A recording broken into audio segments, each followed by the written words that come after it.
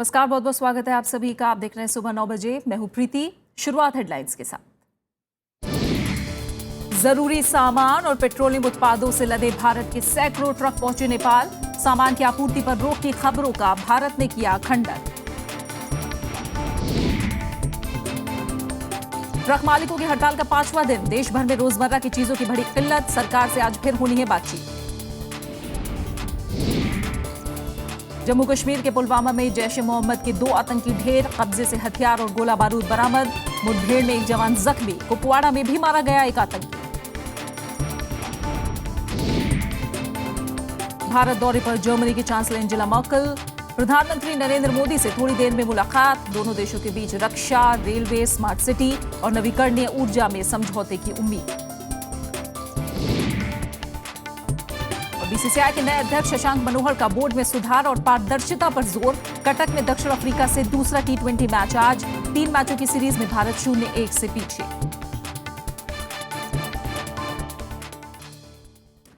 मधेसी हिंसा और नाकेबंदी से जूझ रहे नेपाल को रविवार को कुछ राहत मिली है। रोजमर्रा का जरूरी सामान और पेट्रोलियम उत्पादों से लदे करीब 100 से ज्यादा ट्रक नेपाल में दाखिल हुए। भारत ने नेपाल को आपूर्ति पर रोक लगाने की बातों का खंडन किया है। बीते 11 दिनों से नेपाल की सीमा पर खड़े करीब 100 ट्रक भारत की ओर से रोजमर्रा का सामान लेकर नेपाल में दाखिल हुए। दवाइयों आदि से लैस 50 से ज्यादा ट्रक भैरवा सुनौली चौकी से नेपाल में दाखिल हुए, जबकि ईंधन टैंकरों सहित दर्जनों ट्रक विराटनगर जोगनी व्यापारिक मार्ग से पहुंचे। भारत ने आपूर्ति में बाधा पहुंचाने की बातों को महज अफवाह करार दिया है। भारत सरकार ने नेपाल के विरुद्ध कोई नाकाबंदी नहीं की है। ये नाकाबंदी यहाँ के विद्रोहियों ने, मधेसियों ने की है, जिनकी मांग को संविधान में नहीं माना गया है और वो अपने मांग के लिए ये आंदोलन कर रहे हैं। भारत सरकार का नाकाबंदी में कोई रोल नहीं है। दरअसल नेपाल में मधेसी समुदाय नए संविधान का विरोध कर रहे हैं, जिसके चलते सीमा पर ट्रकों की आवाजाही रुक गई थी। नेपाल ने इस मामले पर भारत को जिम्मेदार बताते हुए संयुक्त राष्ट्र में भी शिकायत की थी। भारत ने इसे दुर्भाग्यपूर्ण बताया है। ये गलत है और ऐसा करने से पहले भारत सरकार और नेपाल सरकार को आपस में बात करनी चाहिए थी। बातचीत जारी है, तो अगर नेपाल ने ऐसा किया है तो ये निहायत ही गलत कदम है। नेपाल में भारत के राजदूत रंजीत रे ने रविवार को प्रधानमंत्री सुशील कोइराला से भी मुलाकात की, जिसमें आपूर्ति की बहाली से जुड़े मुद्दों पर चर्चा हुई। नेपाल ने हालांकि भारत से आपूर्ति बाधित होने की सूरत में चीन का रुख करने की भी बात कही थी। बीते 1 महीने से ज्यादा समय से प्रदर्शनकारियों एवं पुलिस की झड़प में 40 लोगों की मौत हो चुकी है। भारत की सीमा से सटे तराई क्षेत्र में रहने वाले मधेसी नए संविधान में सही प्रतिनिधित्व नहीं मिलने की वजह से नाराज हैं। Bureau report, Rajya Sabha TV. और वहीं ऑल इंडिया मोटर कांग्रेस की अगुवाई में ट्रक और बस ऑपरेटर्स की हड़ताल आज 5वें दिन भी जारी है। अब से कुछ देर बाद ट्रक ऑपरेटर अपनी अगली रणनीति को लेकर महत्वपूर्ण बैठक करेंगे। इसके बाद वो सड़क परिवहन और यातायात सचिव से मुलाकात करेंगे। इस बीच रोजमर्रा की चीजों की किल्लत शुरू हो गई है। ट्रक हड़ताल का असर अब दिखाई देने लगा है। देश भर में दूध, सब्जियों और दवाइयों की आपूर्ति प्रभावित हो रही है। इस बीच ट्रांसपोर्टरों ने अपने आंदोलन को तेज करते हुए जंतर मंतर पर धरना दिया और प्रधानमंत्री को अपनी मांगों से संबंधित ज्ञापन भेजा। सरकार की तरफ से कोई सकारात्मक संकेत नहीं मिलने के बाद आज ट्रांसपोर्टर अगली रणनीति पर चर्चा करेंगे। हमारी सरकार से बातचीत 2 दौर में हुई, लेकिन सरकार की बातचीत का कोई नतीजा नहीं निकला। हम लोगों ने सरकार को एक कहा कि हम रेवेन्यू के अगेंस्ट नहीं हैं, लेकिन हमें टोल बैरियर मुक्त भारत चाहिए। इनडेफिनेट स्ट्राइक है। सरकार को एक फॉर्मेट लाना पड़ेगा जिससे आम आदमी को और हमारे व्यवसाय को ठीक से चले। ट्रक ऑपरेटर्स सरकार से टोल बैरियर हटाने और TDS खत्म करने की मांग कर रहे हैं। 1 अक्टूबर से करीब 90 लाख ट्रक और 20 लाख बसों के पहिए थमे हुए हैं। हड़ताल से ट्रक ऑपरेटर्स को रोजाना करीब 4,000 करोड़ का नुकसान हो रहा है। वहीं सरकार को रोज 10,000 करोड़ रुपए से ज्यादा का घाटा हो रहा है। सरकार ने टोल प्लाजा हटाने की मांग को खारिज करके दिसंबर तक पूरे देश में इलेक्ट्रॉनिक टोल सिस्टम लागू करने का वादा किया है। Bureau report, Rajya Sabha TV. और अब बात करते हैं जर्मन चांसलर के भारत दौरे की।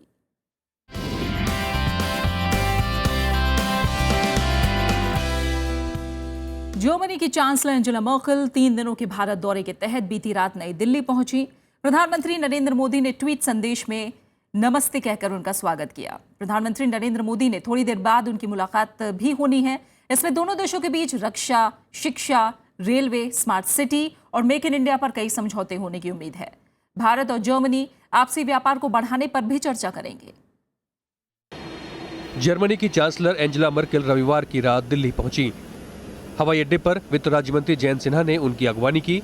जर्मन चांसलर की 3 दिनों की यात्रा का आज पहला दिन काफी व्यस्त रहने वाला है। मर्केल राष्ट्रपति प्रणब मुखर्जी, विदेश मंत्री सुषमा स्वराज से मुलाकात करेंगी। दिन में करीब 11 बजे हैदराबाद हाउस में उनकी मुलाकात प्रधानमंत्री नरेंद्र मोदी से होगी और प्रतिनिधिमंडल स्तर की बातचीत भी होगी। भारत और जर्मनी के बीच बातचीत के एजेंडे में द्विपक्षीय व्यापार को बढ़ाने के साथ साथ रक्षा, सुरक्षा, शिक्षा, नवीकरणीय ऊर्जा, उच्च तकनीकी, स्किल डेवलपमेंट, विज्ञान एवं तकनीकी, रेलवे, जल एवं कचरा प्रबंधन, शहरी विकास और कृषि के क्षेत्र में सहयोग बढ़ाने के मुद्दे शामिल हैं। Germany is the only country with which India has these government consultations.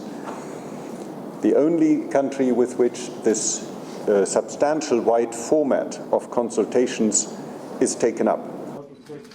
इससे पहले प्रधानमंत्री 6 महीने पहले जर्मनी के दौरे पर गए थे। दोनों देश साल 2001 से ही रणनीतिक सहयोगी हैं। यूरोपीय संघ में जर्मनी भारत का सबसे बड़ा व्यापारिक सहयोगी भी है। दोनों देश साथ मिलकर संयुक्त राष्ट्र सुरक्षा परिषद में सुधार पर भी काम कर रहे हैं। मर्केल शाम को बेंगलुरु रवाना हो जाएंगी।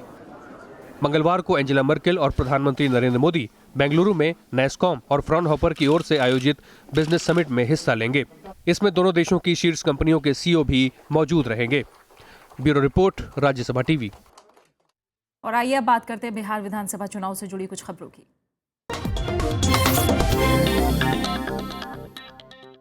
चुनाव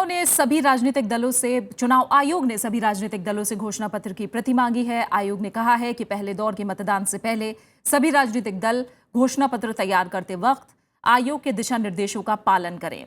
आयोग ने कहा है कि सभी राजनीतिक दल या उम्मीदवार घोषणा पत्र जारी करने के बाद इसकी एक सॉफ्ट कॉपी और एक हार्ड कॉपी आयोग को सौंपें। हालांकि इससे पहले अप्रैल में भी चुनाव आयोग ने ऐसा ही निर्देश जारी किया था। इसके बाद दलों को एक बार फिर से इस बारे में ताकीद की गई है। हालांकि चुनाव आयोग ने घोषणा पत्र मांगने की वजह नहीं बताई है, लेकिन माना जा रहा है कि इसके जरिए आयोग लोक लुभावन वादों को लेकर नजर रखना चाहता है। सियासी समर में कार्यकर्ताओं में जोश भरने एक हफ्ते के लिए बिहार पहुंचे बीजेपी अध्यक्ष अमित शाह ने रविवार को मुजफ्फरपुर में एक जनसभा को संबोधित किया। इस मौके पर उन्होंने महागठबंधन पर जमकर हल्ला बोला है। अमित शाह ने दावा किया कि सिर्फ एनडीए गठबंधन ही बिहार का विकास कर सकता है।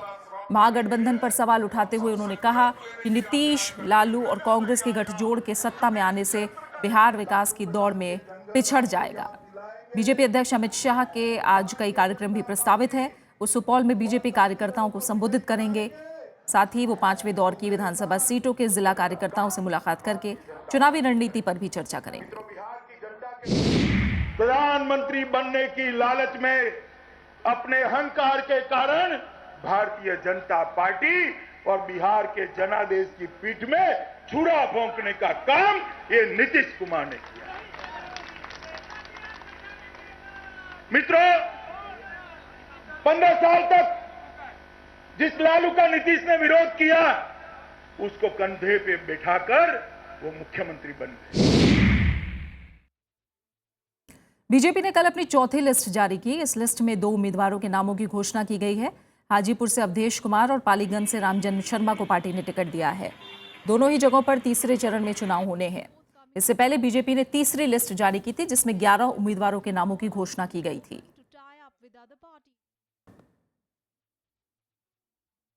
बीजेपी सांसद कीर्ति आजाद ने कहा है कि एनडीए में सीएम पद के उम्मीदवारों को लेकर कोई नाराजगी नहीं है।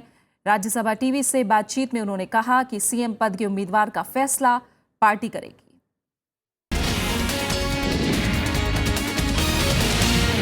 हमारे साथ हैं बीजेपी एमपी कीर्ति आजाद। कीर्ति जी, कैसा चल रहा है कैंपेन?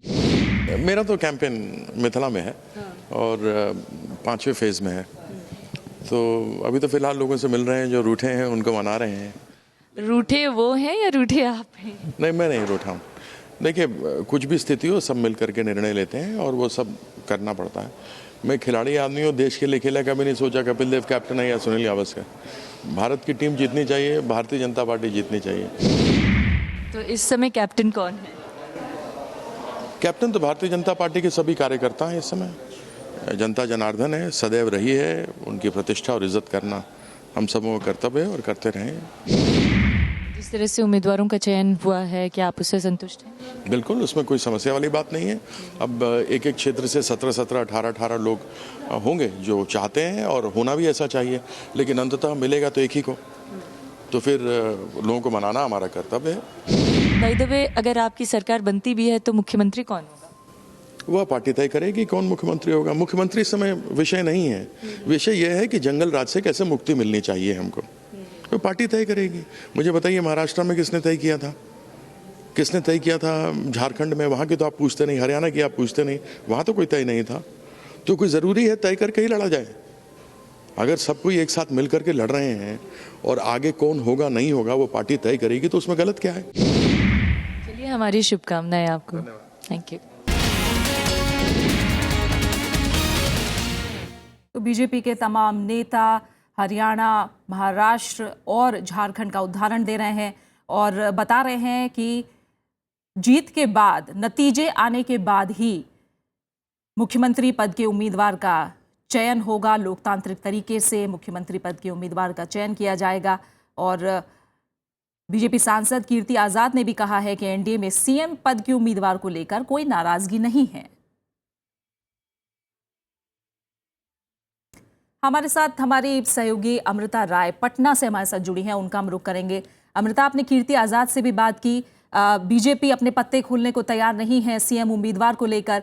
एक तरफ वो ये भी कहती है कि जातिवाद नहीं, विकासवाद पर राजनीति होनी है। दूसरी तरफ उसके नेता ये भी कहते हैं कि पिछड़ा या अति पिछड़ा वर्ग से ही उनका सीएम होगा। किस तरह की रणनीति है बीजेपी की?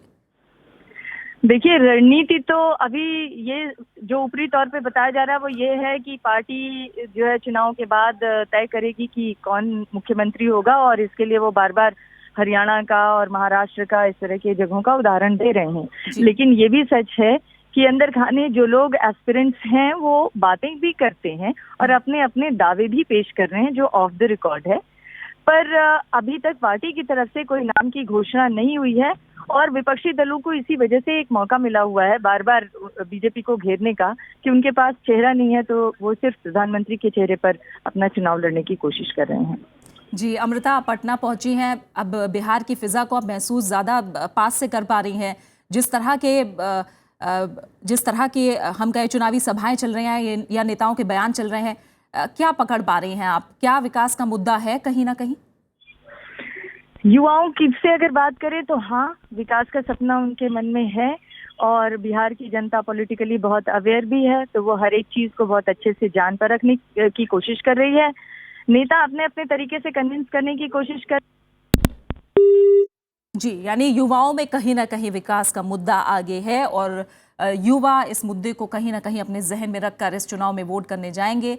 हालांकि जो बयानबाजी है बड़े नेताओं की सभी पार्टियों में, वो कुछ अलग ही तस्वीर बिहार की इस बार बयां कर रही है। आइए हम आगे बढ़ते हैं। राष्ट्रीय सागरमाला शीर्ष समिति की पहली बैठक आज नई दिल्ली में होगी।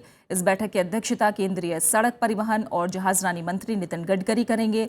सागरमाला परियोजना भारत से लगे 7,500 किलोमीटर के समुद्र तट पर बंदरगाह के विकास का एक प्रयास है। बैठक में परियोजना की अवधारणा, सागरमाला संस्थागत व्यवस्था के गठन पर विचार किया जाएगा और इसमें राज्य और केंद्र की भूमिका पर भी चर्चा होगी। समुद्री क्षेत्र में निर्माण गतिविधियों से पर्यावरण को नुकसान पहुंचने की आशंका से पर्यावरणविद इस प्रस्ताव का विरोध कर रहे हैं। और फिलहाल यहाँ एक छोटे से ब्रेक के लिए रुक रहे हैं और ब्रेक के बाद देखेंगे एशिया की 5 सर्वश्रेष्ठ फिल्मों में शामिल हुई सत्यजीत रे की अपुत्रे।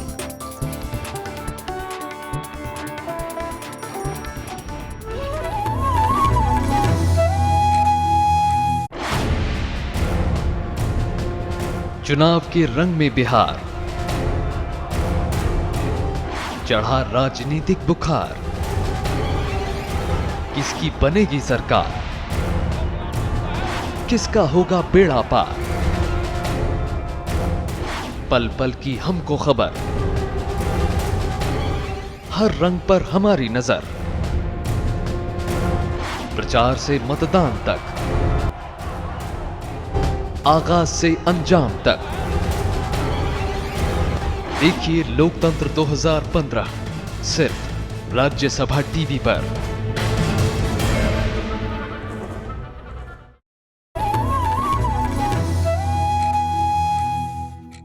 उत्तर कश्मीर के कुपवाड़ा में आज हुई मुठभेड़ में सेना ने एक आतंकी को मार गिराया है। इससे पहले पुलवामा में कल सुरक्षा बलों ने आतंकी संगठन जैश ए मोहम्मद के 2 आतंकियों को भी मार गिराया था। इसमें एक जवान भी जख्मी हुआ था। पुलिस के मुताबिक मारे गए आतंकियों की पहचान सलीम उर्फ आदिल पठान और रहमान उर्फ बर्मी के रूप में हुई है। पुलिस को शक है कि दोनों आतंकी पाकिस्तानी नागरिक हो सकते हैं। खुफिया सूचना के आधार पर पुलिस और सेना के संयुक्त बल ने पुलवामा के तराल क्षेत्र के हरी गांव में घेराव करके अभियान शुरू किया। इस दौरान वहां छुपे आतंकवादियों ने घेरा तोड़ने की कोशिश करते हुए सुरक्षा बलों पर गोलियां चलाईं, जिसके बाद सुरक्षा बलों ने दोनों आतंकियों को मार गिराया। आतंकी संगठन जैश ए मोहम्मद जम्मू कश्मीर और दिल्ली में बड़े हमलों के लिए जिम्मेदार रहा है। यहां तक कि 13 दिसंबर 2001 को संसद पर हमला भी उसी ने किया था। जम्मू कश्मीर से सेना हटाने और सियाचिन से सुरक्षा बलों की बिना शर्त वापसी के पाकिस्तानी प्रधानमंत्री नवाज शरीफ की मांग पर रक्षा मंत्री मनोहर पर्रिकर ने कहा है कि वो ऐसी चीजों की अनदेखी करना पसंद करते हैं। गुजरात के खेड़ा जिले के वड़तल गांव में रक्षा मंत्री ने कल कहा कि हमें दूसरों से सुनने की जरूरत नहीं है। पर्रिकर से संयुक्त राष्ट्र महासभा में शरीफ के भाषण के बारे में पूछा गया था। नवाज शरीफ ने 30 सितंबर को दिए भाषण में भारत को 4 सूत्रीय शांति पहल का प्रस्ताव किया था, जिसमें कश्मीर से सेना हटाने का प्रस्ताव भी शामिल था, जिसे भारत ने खारिज कर दिया था। हमारे देश में हम क्या करें, इसका हमको दूसरे लोगों से सुनने की मुझे इच्छा नहीं है, या कोई अगर कुछ बोलेगा तो मैं न सुनी कर दूंगा। गुजरात में राज्य निर्वाचन आयोग ने स्थानीय निकायों के चुनाव स्थगित कर दिए हैं। चुनाव आयोग के मुताबिक राज्य में कानून और व्यवस्था की मौजूदा स्थिति के मद्देनजर यह कदम उठाया गया है। 6 नगर निगमों, 56 नगर पालिकाओं, 230 तालुका पंचायत और 31 जिला पंचायतों के चुनाव इस महीने के आखिर तक कराए जाने थे। राज्य निर्वाचन आयोग ने बयान जारी करके कहा कि 3 महीने बाद हालात की समीक्षा करने के बाद आयोग इस बारे में फैसला करेगा। इस बीच कांग्रेस ने आयोग के फैसले पर कड़ा रुख अपनाते हुए इसे हाईकोर्ट में चुनौती देने की बात कही है। कांग्रेस ने यह आरोप भी लगाया कि आयोग बीजेपी के हाथों में खेल रहा है और सत्ताधारी पार्टी के हितों का ख्याल रखने के लिए जानबूझकर चुनाव टाले गए हैं। उत्तर प्रदेश के मुख्यमंत्री अखिलेश यादव ने दादरी कांड में मारे गए मोहम्मद अखलाक के परिजनों को न्याय दिलाने का भरोसा दिया है। मोहम्मद अखलाक के परिजनों से कल लखनऊ में मुलाकात के बाद मुख्यमंत्री अखिलेश यादव ने परिवार को कुल 45 लाख रुपए की आर्थिक मदद का ऐलान किया। सरकार ने मोहम्मद अखलाक के परिजनों को सहायता राशि 20 लाख से बढ़ाकर 30 लाख रुपए कर दी है। अखलाक के तीनों भाइयों को भी 5-5 लाख रुपए दिए जाएंगे। अखिलेश ने कहा कि समाजवादी पार्टी इस मुद्दे पर कभी राजनीति नहीं करेगी। उन्होंने पीड़ित परिवार को पूरी सुरक्षा का आश्वासन भी दिया है। जो भी दोषी होंगे उनके खिलाफ कानून की तरह कार्रवाई होगी। परिवार दुखी भी है और परेशानी में भी है। वित्त मंत्री अरुण जेटली के मुताबिक निश्चित सीमा से ज्यादा लेन देन में सरकार जल्द ही पैन कार्ड का ब्यौरा देने को जरूरी बनाने जा रही है। उन्होंने फेसबुक पर लिखा है कि घरेलू बाजार में काले धन पर अंकुश के लिए सरकार इस विचार पर आगे बढ़ चुकी है। इस साल के बजट भाषण में भी वित्त मंत्री ने 1 लाख से ज्यादा की खरीद बिक्री पर पैन का जिक्र अनिवार्य करने का जिक्र किया था। इस प्रस्ताव का विरोध भी हुआ, लेकिन सरकार काले धन पर रोक के लिए इसे लागू करने के पक्ष में दिख रही है। डेबिट और क्रेडिट कार्ड से खरीदारी को प्रोत्साहन भी इसी दिशा में उठाया गया कदम है। रूस ने सीरिया में आतंकी संगठन आईएस के प्रशिक्षण शिविर से लेकर हथियारों के बड़े जखीरे को तबाह करने का दावा किया है। इस बीच सीरिया के राष्ट्रपति बशर अल असद ने इलाके को बर्बादी से बचाने के लिए रूस, ईरान, इराक और सीरिया के बीच सहयोग को जरूरी बताया। तो तुर्की और ब्रिटेन ने रूसी हवाई हमलों की आलोचना की है।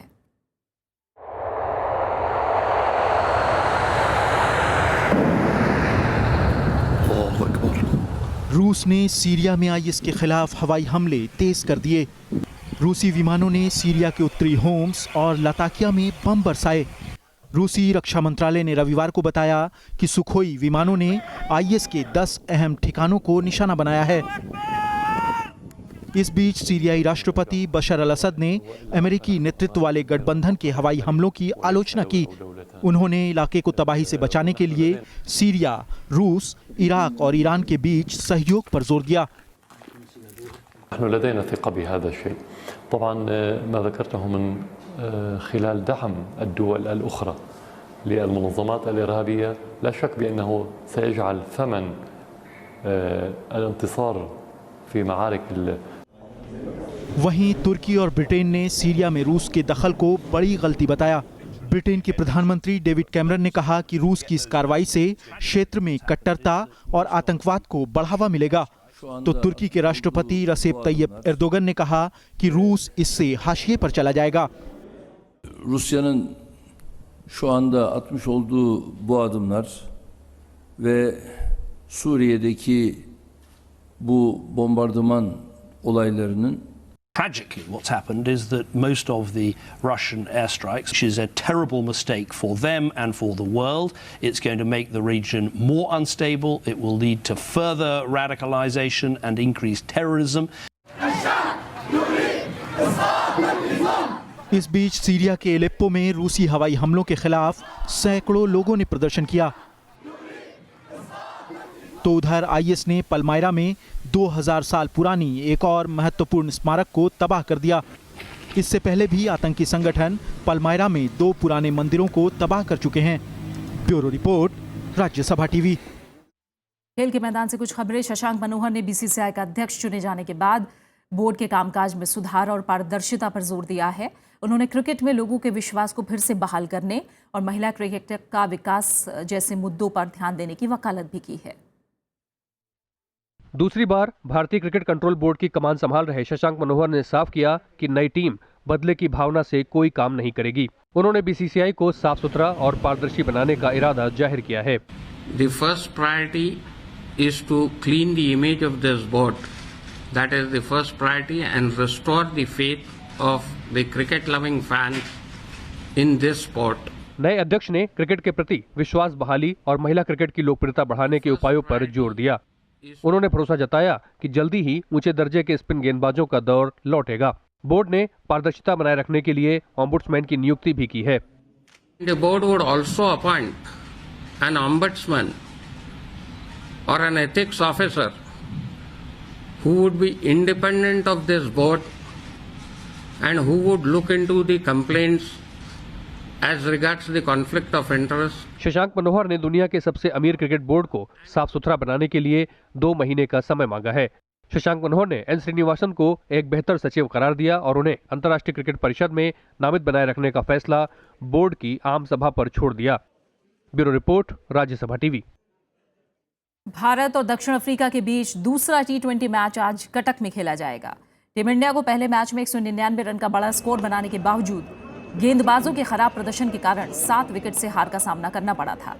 सीरीज में बने रहने के लिए टीम इंडिया को आज का मैच हर हाल में जीतना होगा, क्योंकि 3 T20 मैच की सीरीज में साउथ अफ्रीका के पास 1-0 की बढ़त हो चुकी है। आज के मैच में भी गेंदबाजों पर ही ज्यादा दबाव होगा। हालांकि कटक में मौसम खराब है और मौसम विभाग ने अगले 48 घंटे में रुक रुक कर बारिश की आशंका भी जाहिर की है। ये सीरीज T20 वर्ल्ड कप 2016 को देखते हुए इंडिया के लिए काफी अहम मानी जा रही है। उपराष्ट्रपति मोहम्मद हामिद अंसारी ने रविवार को दिल्ली में पवित्र ईसाई धर्म ग्रंथ बाइबल की तमाम किताबों की 1 वॉल्यूम कमेंट्री बुक का विमोचन किया। दक्षिण एशिया बाइबल कमेंट्री की इस किताब में 90 विद्वानों ने योगदान दिया है। बाइबल के ये विद्वान भारत, पाकिस्तान, श्रीलंका और नेपाल से हैं। इस किताब को 8 साल में तैयार किया गया। किताब में दक्षिण एशिया के सामाजिक और धार्मिक मुद्दों पर भी लेख लिखे गए हैं। इस मौके पर उपराष्ट्रपति ने कहा कि दुनिया के तमाम धर्मों में प्रेम और दया का भाव है। उन्होंने उम्मीद जताई कि इस किताब से प्रेरणा लेकर लोग बाइबल की शिक्षा को आत्मसात करेंगे। The publication of a collection of commentaries on one of the holiest texts in the world is a reason to celebrate indeed, and I am very happy to be here. The message of the Bible is essentially one of love and compassion. मशहूर फिल्मकार और Oscar पुरस्कार विजेता सत्यजीत रे की film अपू त्रयी को Asia की 5 सर्वश्रेष्ठ फिल्मों में शामिल किया गया है। इसका ऐलान दक्षिण कोरिया के बुसान शहर में चल रहे बुसान अंतर्राष्ट्रीय फिल्म महोत्सव में किया गया।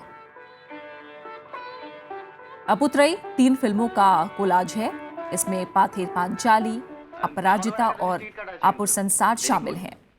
अपू के जीवन के इर्द गिर्द बुनी गई इन फिल्मों में भारतीय समाज को पूरी गंभीरता और वास्तविकता के साथ दिखाया गया है। बुसान अंतर्राष्ट्रीय फिल्म महोत्सव 20वीं वर्षगांठ के अवसर पर फिल्म निर्माताओं और आलोचकों के मतदान के आधार पर 100 सर्वश्रेष्ठ एशियाई फिल्मों की सूची तैयार की जा रही है।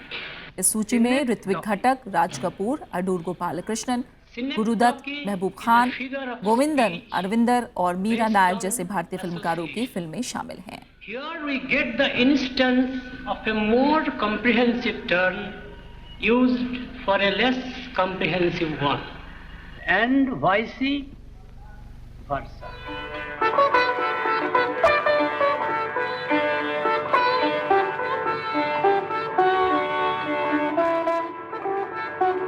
और अब आखिर में एक नजर हेडलाइंस पर।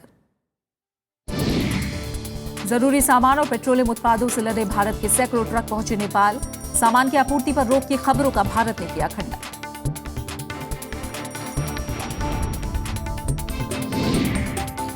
ट्रक मालिकों की हड़ताल का 5वां दिन। देश भर में रोजमर्रा की चीजों की बड़ी किल्लत। सरकार से आज फिर होनी है बातचीत।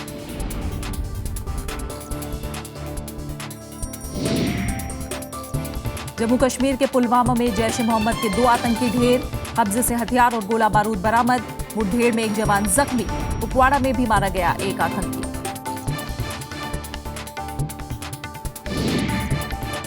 भारत दौरे पर जर्मनी की चांसलर एंजेला मर्केल। प्रधानमंत्री नरेंद्र मोदी से थोड़ी देर में मुलाकात। दोनों देशों के बीच रक्षा, रेलवे, स्मार्ट सिटी और नवीकरणीय ऊर्जा में समझौते की उम्मीद।